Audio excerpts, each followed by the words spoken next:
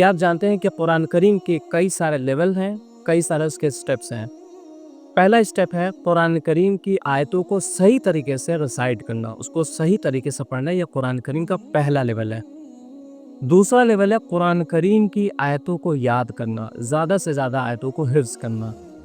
कुरान करीम का तीसरा लेवल है उसकी आयतों को समझना, अंडरस्टैंड करना कि कुरान करीम की आयतों का मतलब क्या है। चौथा लेवल है कुरान करीम की आयतों को अपनी लाइफ में उतारना, उसको इम्प्लीमेंट करना, उसके ज़रिए से अपनी ज़िंदगी को गुजारना, उसकी गाइडलाइन को पूरा करना।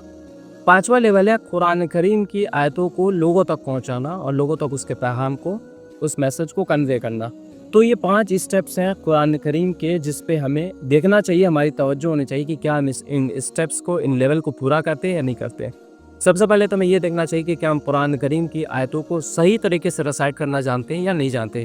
क्या हम कुरान करीम की आयतों को पढ़ते हैं या नहीं पढ़ते हैं। कहीं ऐसा तो नहीं कि हम बस महीने में पढ़ते हैं या एक बार पढ़ते हैं या साल में एक बार पढ़ें। असल में कुरान करीम की आयत को कम से कम एक आयत, एक रुकू, 2 आयत, 3 आयत कम से कम डेली पढ़ना चाहिए। इसके बाद अगर हम इसको भी कर लेते हैं तो दूसरा लेवल ये है कि हम कुरान करीम की आयतों को हिफ्ज़ करने की कोशिश करें, उसको याद करने की कोशिश करें। ऐसा ना हो कि हमें बस 10 सूरह याद है और हम ये सोचें कि हमारे लिए काम चलाने के लिए काफ़ी है, पूरी ज़िंदगी इसी सूरह से गुजार देंगे, इसी सूरह से हम सारी नमाज़ें पढ़ लेंगे, हमारा काम हो जाएगा। ये बहुत बेतुकी बात है। हमें चाहिए कि कुरान की आयतों को, कुरान की सूरह को ज़्यादा से ज़्यादा याद करने की, हिफ्ज़ करने की कोशिश करें। इसके बाद अगर हम इस लेवल तक भी पहुँचते हैं तो उसके बाद हमें तीसरा लेवल चाहिए कि कुरान करीम की आयतों के ट्रांसलेशन को याद करें या उसको अरबी के ज़रिए से सीखें कि इस आयत का मतलब क्या हुआ, हमें पता होना चाहिए। ऐसा ना हो कि हम गूंगे बहरे बन के उसके आयतों पे को बस पढ़ रहे हैं।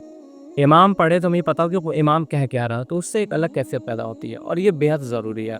चौथा लेवल है कि हम कुरान करीम की आयत को अपनी लाइफ में उतारें, उसको इम्प्लीमेंट करें। ऐसा ना हो कि बस हम कुरान करीम को पढ़ते हैं, उसको खूब दोहराते हैं, लेकिन उसकी आयत से हमारी ज़िंदगी में कोई फ़र्क पैदा ना हो, बल्कि उसकी आयतों से हमारी ज़िंदगी में पूरा फ़र्क पैदा होना चाहिए।